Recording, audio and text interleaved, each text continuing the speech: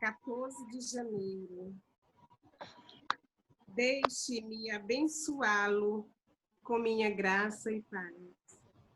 Abra seu coração e sua mente para receber tudo o que tenho para lhe dar.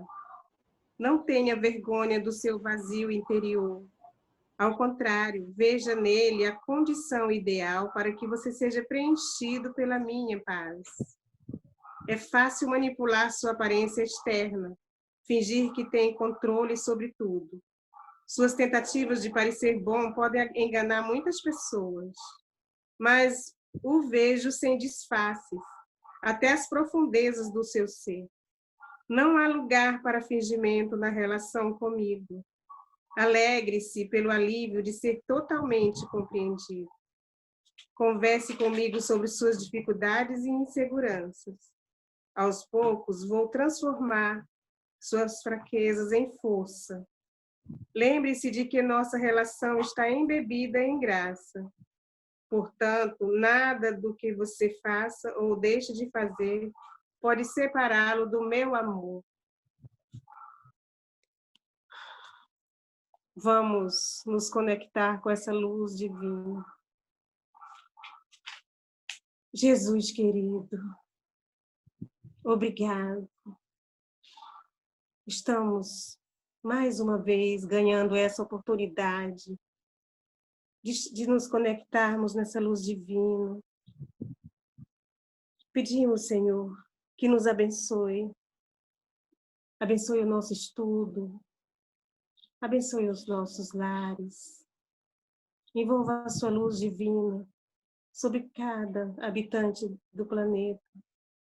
Pedimos, Senhor, por aqueles que estão passando por um momento de sofrimento, de dor. Quantas famílias, Senhor, que estão desesperadas. Que possa haver esperança, alívio, que a tua luz e a tua paz nos abrace. Cuidando de tudo, entregamos em tuas mãos, Senhor. Pedimos, Senhor, que nos ajude a nos conscientizar do teu amor por nós. Que nós possamos estar sempre colocando tudo em tuas mãos, não nos preocupando tanto com o que vem no futuro. Que nós possamos estar sempre valorizando o momento presente. E agradecemos por tudo que recebemos até aqui. Pedimos que a tua bênção seja também expandida para aquelas pessoas que não conhecem esse amor divino. Que a tua paz esteja presente em cada coração, em cada mente. Fique conosco, agora e sempre. Assim seja. Lindo. Quem gostaria de abrir o evangelho hoje? Amanda, levantou a mão. Oi, gente, saudade. Tô de férias, né? Tem que aproveitar. Vamos lá.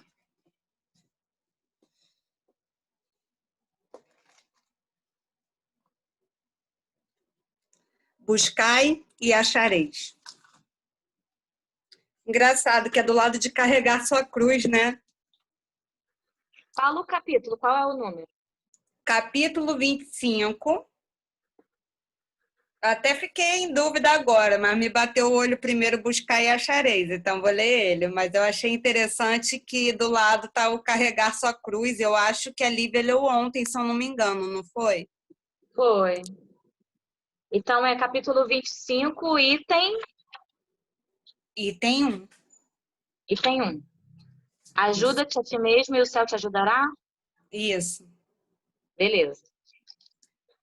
Buscai e achareis.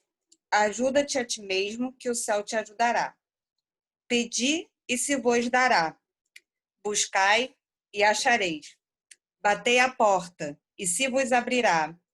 Porquanto quem pede, recebe, e quem procura, acha. E aquele que bate à porta, abrir-se-á. Qual homem dentre vós que dá uma pedra ao filho que lhe pede pão?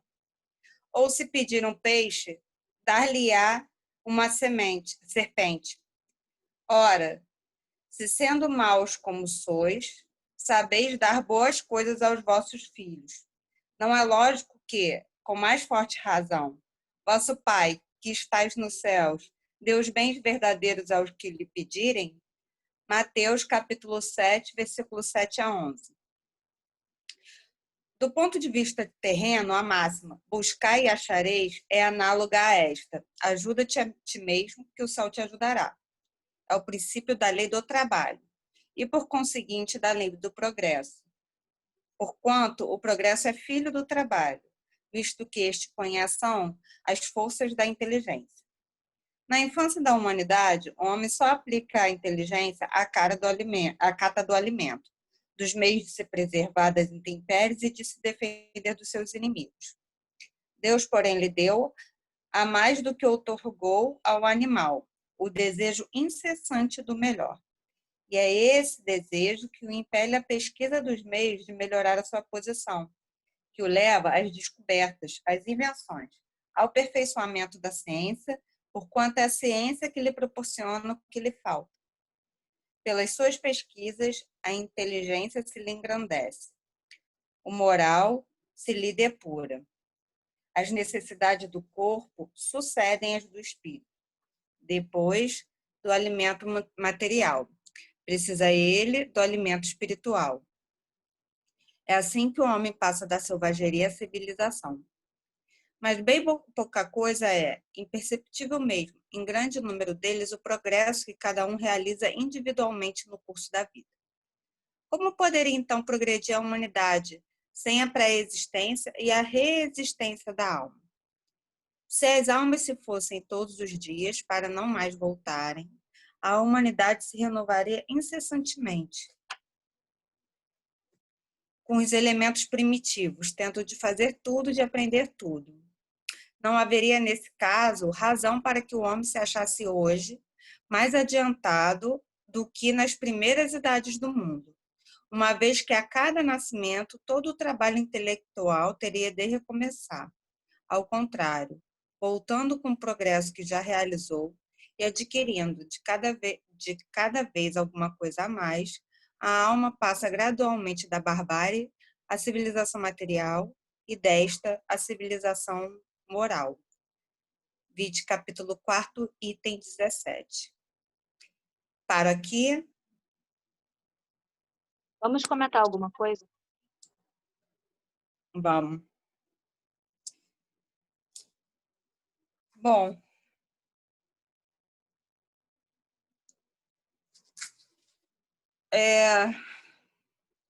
eu acho que é um item que tem tanta coisa subtendida, né? Subtendida não, assim, pontuada, que a gente tem que ir até por partes. Eu acho que o cerne de tudo aqui é que a gente precisa ser proativo para que o céu nos ajude. E não adianta a gente só pedir, orar e não fazer a nossa parte. A gente precisa pedir, a gente precisa nos ajudar. Primeiro de tudo, a gente precisa se conhecer para saber o que são os nossos reais desejos, se aquilo vai ser bom, para que a gente saiba o que pedir. E segundo, é ajudar o céu também a ajudar a gente. Nós nos colocamos muitas vezes como um elemento passivo a partir do momento que a gente tem consciência que tem algo maior. E isso eu falo a humanidade de uma forma geral.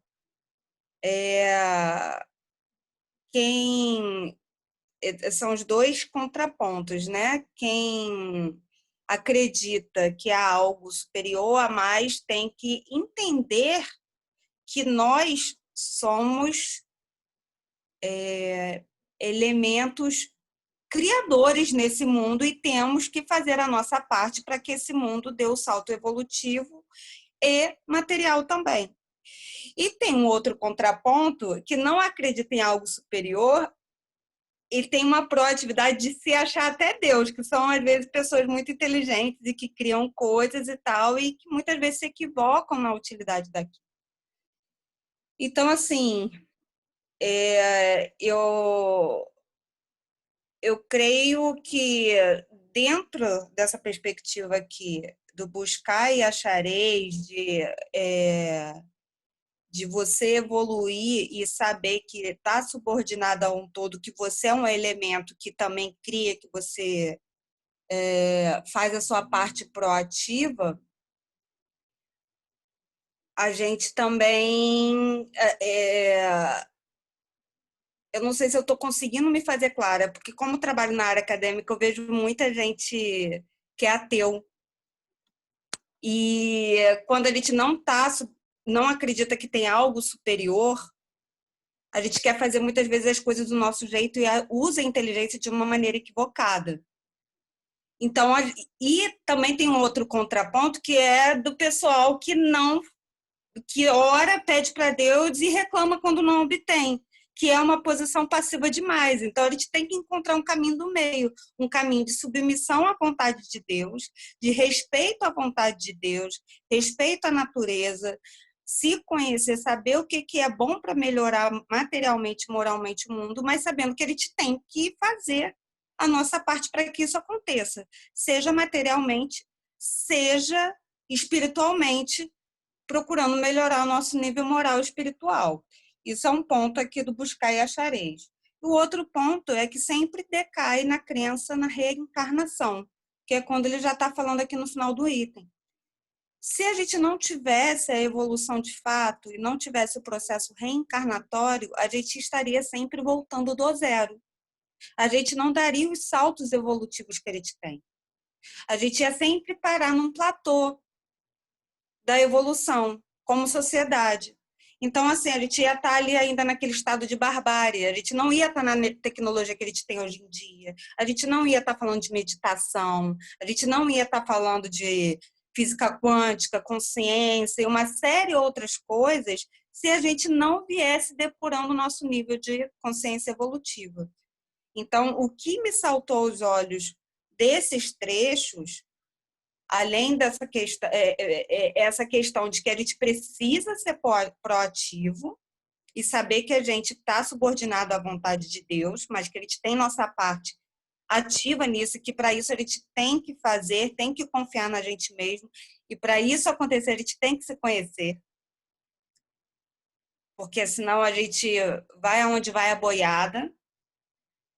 E, ao mesmo tempo, como sociedade, de fato, a gente tem um processo reencarnatório que faz com que a gente consiga sair do nível material, depois do nível civilizatório humano da barbárie, que é quando ele vai falando aqui no final do item, e para a evolução moral e espiritual.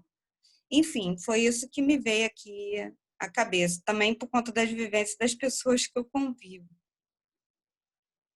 Hein, Amanda, a gente estava conversando hoje, vê se é mais ou menos isso assim que a gente estava conversando.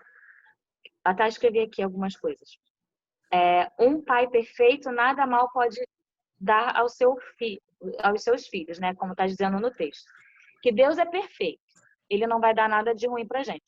Se nosso pai e nossa mãe, né, aqui na Terra já não dá nada de ruim para gente, sempre escolhe o melhor, imagine o pai do céu que é perfeito. Então, nós cocriamos, né? Nós cocriamos a todo momento nosso futuro.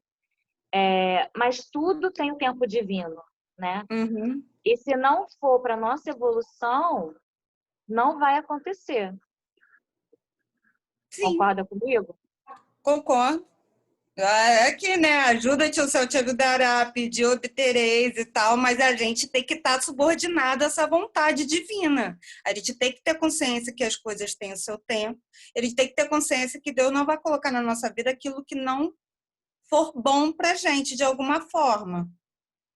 E se alguma questão que a gente quer é retirado, ou não é naquele tempo que a gente gostaria, porque tem algo melhor e maior. Mas ainda assim, para isso tudo acontecer, a gente precisa fazer a nossa parte. A gente precisa movimentar as coisas para que isso aconteça. Para que a gente pede, a gente obtenha, para que o que a gente busque, o que a gente acha, para que, se a gente ajudar nesse processo, o céu vai ajudar a gente. Então, é uma cocriação.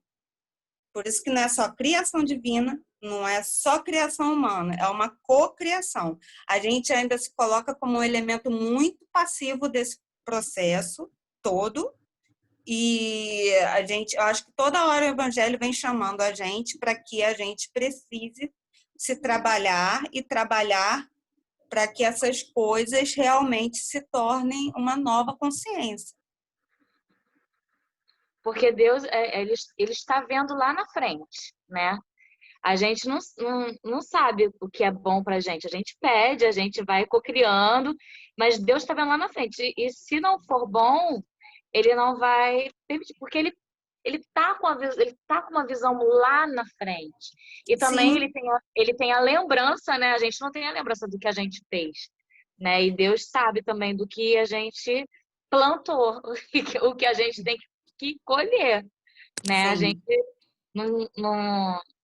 Por isso que muitas vezes a gente não entende várias coisas que acontecem, né, na nossa vida. Mas como você falou, a gente tem que se conhecer, pedir, fazer por onde, e que se for para o nosso bem, vai acontecer. sim. Eu acho que e Deus é tão perfeito que ainda assim a gente vê que a humanidade muitas vezes pede, busca coisas que não são positivas.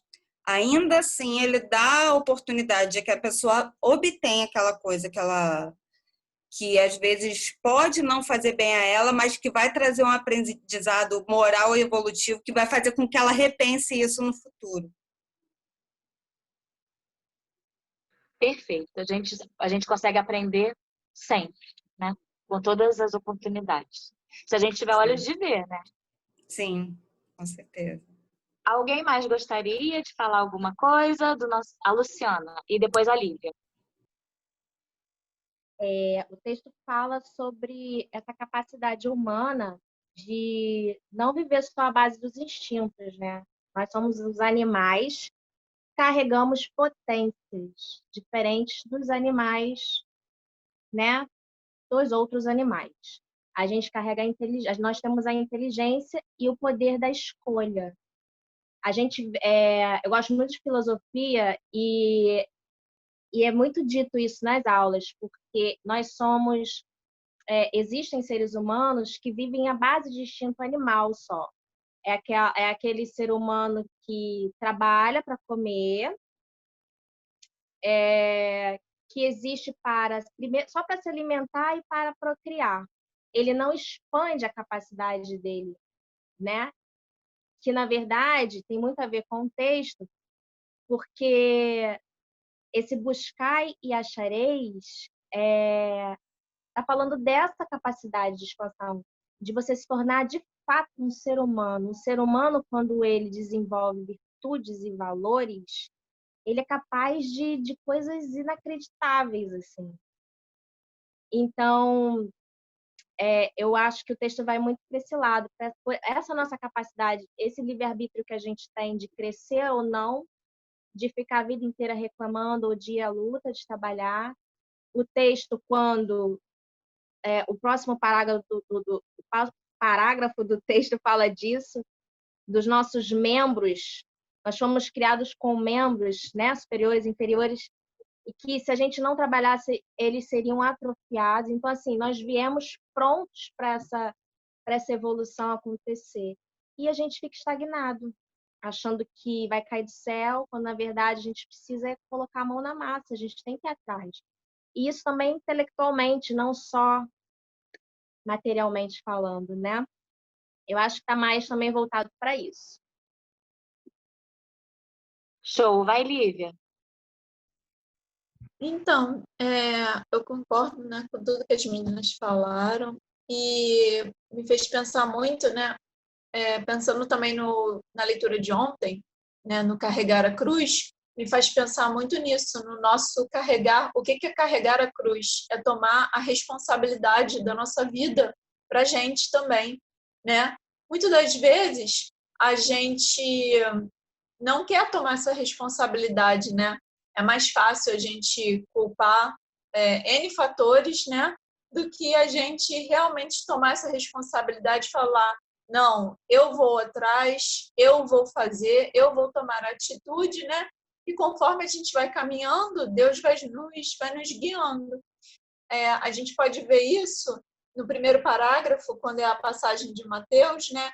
Ele fala, pedi, buscais, bater a porta. A atitude vem sempre da gente em primeiro lugar. A gente tem que pedir, nós temos que buscar, temos que bater a porta, entendeu? Para as coisas acontecerem. Então, é a partir desse momento em que a gente, não sei, toma a nossa cruz realmente nas nossas mãos. O que é essa cruz? Essa responsabilidade, esse progresso, esse trabalho, né? E começa de fato a agir, né? Deus, a gente sabe que é perfeito, a gente sabe que Ele quer coisas boas para a gente, mas Ele também quer que as coisas saiam também de nós, né? A atitude, a vontade, é isso que Ele quer de um filho, né? Um pai, ele quer que o filho tome as atitudes e tome as rédeas da vida dele, né? Assim como um pai aqui na Terra, Deus, então, com certeza, foi Ele que nos criou. Então, Ele vai querer que a gente tome as rédeas da nossa própria vida e que vá à luta, né? Como a Lu falou, não viver nesse primitivo, né? É muito triste. Eu conheço pessoas que simplesmente vivem naquele automático, trabalha, come, dorme e assim sucessivamente e tal, e não tem sonhos, não tem muitas vontades, mas sobrevive do que vive, entendeu? E a gente tem que... Aí entra o autoconhecimento, né? A gente tem que parar e refletir, será que eu estou fazendo isso? Porque às vezes a gente mesmo está nesse automático e não está sentindo, entendeu? Será que eu realmente estou fazendo o que eu quero, né? Será que eu estou almejando coisas maiores para mim num futuro mais curto ou num futuro mais longo? São sonhos, né? Meus pais, né, eles já são aposentados, né? Vão fazer 60 anos. E eles... Meu pai não para. Meu pai não para. E ele vive falando para mim, se eu parar, o que eu vou fazer? Eu gosto de fazer as coisas. Ele está sempre podando uma árvore, cuidando de uma plantinha, pintando a casa, entendeu? Está sempre ajeitando um negócio, sempre construindo alguma... Ele construiu uma fonte enorme para os passarinhos no quintal deles lá. Ele construiu do zero. Falei, pai, por que você não comprou a fonte pronta? Mas aí qual é a graça, né? A gente pega e faz de pouquinho em pouquinho.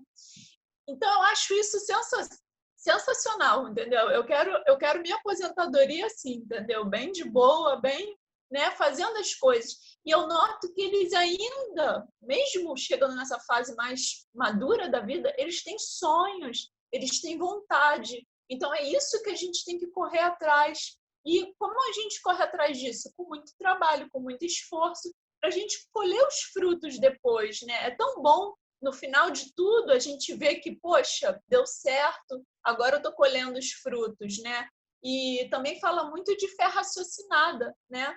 A partir do momento que é lei do progresso e fé raciocinada, né? A partir do momento que eu tenho consciência disso tudo, eu exerço automaticamente a minha fé raciocinada.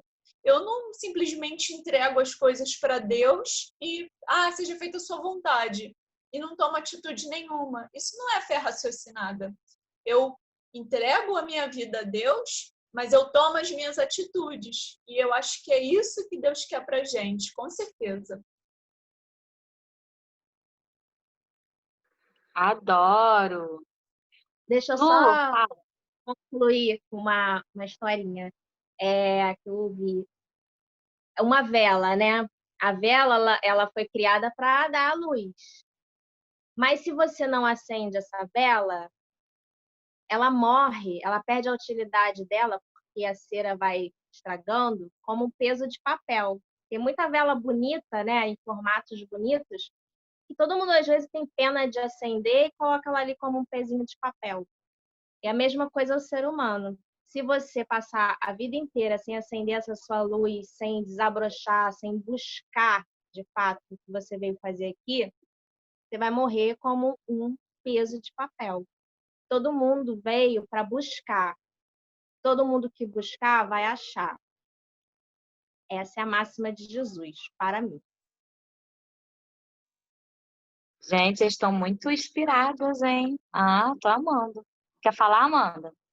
Fala. Eu lembrei de uma fala, super concordo com o que a Lu falou agora, porque realmente, né, muitas vezes a gente faz isso, pega uma vela e usa por uma atribuição e por um apego, né? Aí vem outros ensinamentos aqui, apego, a gente está apegado lá, aquela beleza da vela. Mas eu ouvi uma frase, foi numa entrevista que o Ricardo Mello estava fazendo, e o cara falou assim para ele, falando sobre, dando lá o feedback dele das coisas que ele está me ensinando, sobre a parte de finanças e tal. Ele falou assim, saber e não fazer é a mesma coisa que não saber. E se parar para pensar, realmente, quantas coisas a gente sabe e das mais variadas coisas a gente não faz, e eu acho que é pior do que não saber, porque quem não sabe, não faz. Mas quem sabe e não faz, por que não está fazendo? Então, assim, é uma coisa para a gente pensar, né? Tem muitas coisas que a gente sabe e que a gente não faz, isso de coisas práticas, isso de desejos. O que não leva a fazer? Cada um tem seus motivos. Às vezes é medo, às vezes tá precisando trabalhar a questão da força de vontade mesmo. Mas é isso. Saber e não fazer é a mesma coisa que não saber, o resultado é o mesmo. Quando a Luciana falou que no próximo parágrafo fala que se a gente não usar os membros, eles vão atrofiar, né? E agora ela vem também dizendo que sobre a função da vela, que ela perde a sua função, né? É bem forte, né, ouvir isso.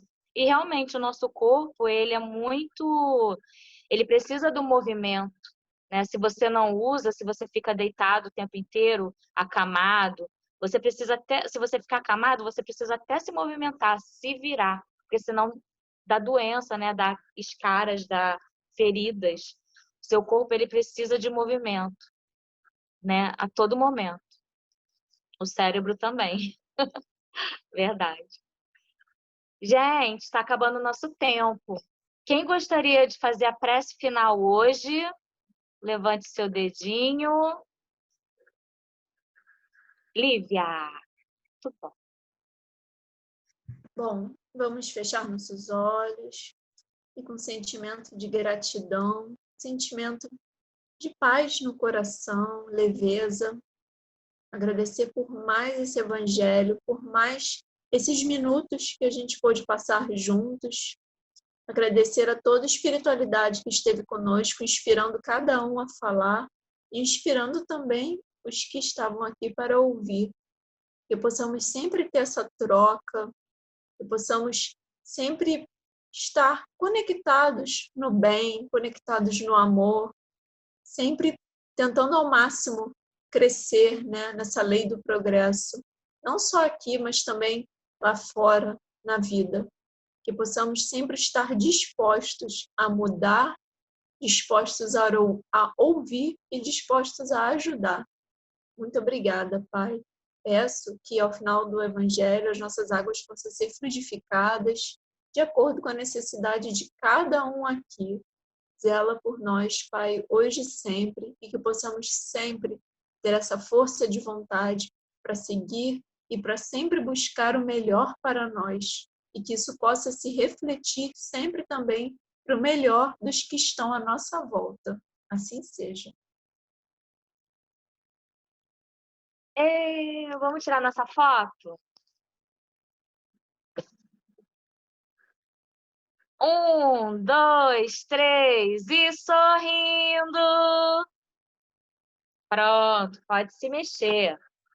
Beijo, gente. Até amanhã, se Deus quiser.